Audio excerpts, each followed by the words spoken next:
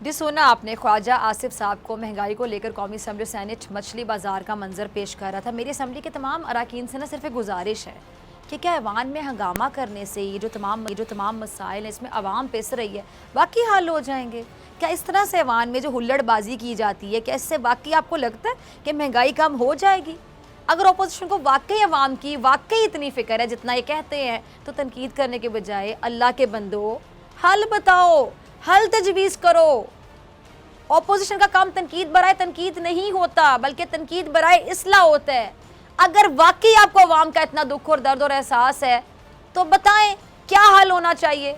अच्छा, अगर हुकूमत अपने दायरे से बाहर जा रही है तो ऑपोजिशन का काम नहीं है, काम बनता है ना इनका कि हुकूमत को दायरे में वापस लेकर आए, लेकिन ये तो सिर्फ तनकीद करते हैं।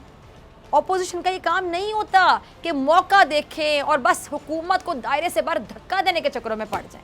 अब ख्वाजा आसिफ साहब की तरह एहसन इकबाल साहब भी कीमतें बढ़ने पर हुकूमत पर खूब बरसे हैं, गरजे हैं, लेकिन शाहिद खान अब्बासी साहब ने कुछ दिन पहले जाने अनजाने में कह लें कि हुकूमत की मजबूरियों को वाकई दिल से महसूस किया। क्या कहना था उनका, ज़रा सुनाइएगा क्लिप। जी सुना आपने, आज मुझे इस बात की खुशी महसूस हो रही कि शाहिद खान अब्बासी साहब ने सच्ची बात की और उन्होंने इस बात को एटलीस्ट एक्सेप्ट किया है, तस्लीम किया कि हुकूमत ने पेट्रोल पर लेवी 4 से 5 रुपये रखी और ऐसे में हुकूमत सरकारी ख़जाने में पैसे कैसे जमा करेगी। यानी शाहिद खान अब्बासी साहब को भी इस बात का अंदाज़ा है कि हुकूमत आवाम को रिलीफ देने की कोशिश कर रही है और उसने हर मुमकिन कोशिश की जी लेवी को कम करके आवाम को रिलीफ दिया जाए। अच्छा, हुकूमत ये कहती है कि वो आवाम को रिलीफ देना चाहती है, लेकिन सिंध हुकूमत विफाक से वो कहते हैं जी ताउन नहीं करी, विफाक से ताउन नहीं करी सिंध हुकूमत, ऐसा कहना है हुकूमत का। ज़रा क्लिप चलाइएगा फ़ारूक हबीब का। जी सुना आपने फ़ारूक हबीब को, वो सिंध हुकूमत से बाकायदा गिला कर रहे हैं कि जी वो हुकूमत के ऐलान करदा रिलीफ पैकेज की राह में रुकावट बन रही है, जबकि साबिक वज़ीर आज़म यूसुफ रज़ा गिलानी साहब हुकूमत से IMF के सामने झुकने का गिला कर रहे हैं। ज़रा उनका भी क्लिप चला दीजिएगा गिलानी साहब का। अच्छा सुना आपने यूसुफ रज़ा गिलानी साहब को, गिलानी साहब कहते हैं कि हुकूमत IMF की सख्त शराइत मान रही है, सख्त तरीन शराइत जो मानी जा रही है और इसी वजह से आज मुल्क महंगाई की सुनामी में डूब रहा है। गिलानी साहब की बातें बज़ाहिर दुरुस्त हैं, लेकिन IMF के दरवाजे पर क्या सिर्फ मौजूदा हुकूमत ने दस्तक दी है? नहीं, बल्कि इसकी एक तारीख है जिसे कुछ झुटला नहीं सकता। IMF के पास क्या पीपल्स पार्टी नहीं गई थी?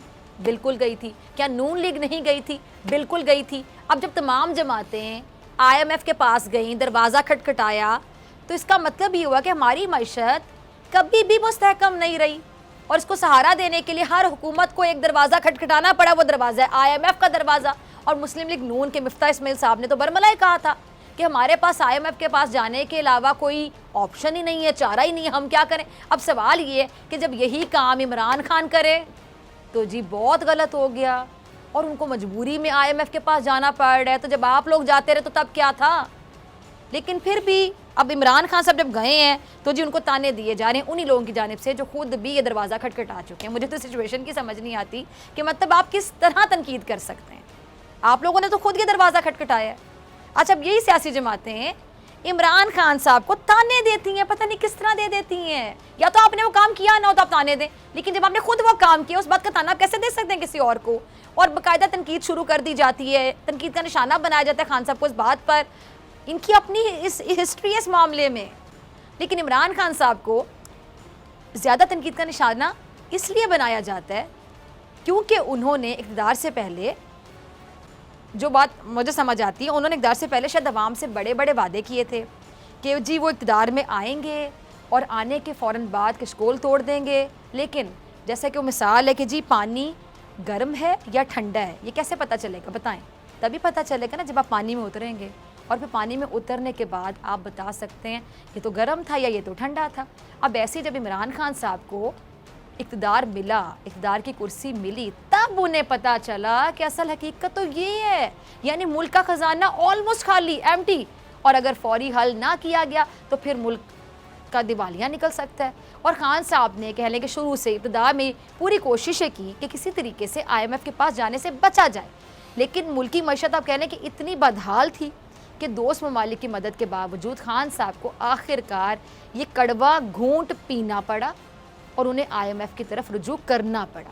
अब हुकूमत पर ये जो तनकीद हो रही है ना कि जी वो IMF के आगे बेबस है, तो इसका भी एक आप समझ लें एक इसकी ग्राउंड रियलिटी है। और वो क्या कि हमें IMF की कड़ी शराइत इसलिए भी मानना पड़ेंगी क्योंकि पिछले 10 साल में जो कर्जा लिया गया उन कर्जों का सूद उतारने के लिए सख्त शराइत को तो मानना पड़ेगा, ज़रूरी है। क्योंकि IMF वाले कर्ज देते वक्त ये पूछते हैं कि इसका सूद कैसे अदा किया जाएगा। अब वज़ीर-ए-आज़म महंगाई और बदहाल मईशत से मुल्क और अवाम को कारा तो दिलाना चाहते हैं, सबको पता है। और इसलिए अब अपोजिशन को ये चाहिए कि जो अपोजिशन है ना, बाकी अगर इनको अवाम का एहसास है, मुल्क का एहसास है, तो अपनी 1.5 ईंट की मस्जिद बनाने के बजाय वज़ीर-ए-आज़म साहब का साथ दें और अवाम का एहसास करें। और ये जो उनका एक वतीरा है सिर्फ तनकीद करने का, तनकीद बराए तनकीद, जिन्होंने शेवा बना ली है अपनी सियासत को चमकाने के लिए, इस सिलसिले को फ़ौरन बंद कर दें, वरना ऐसे नहीं चलेगा।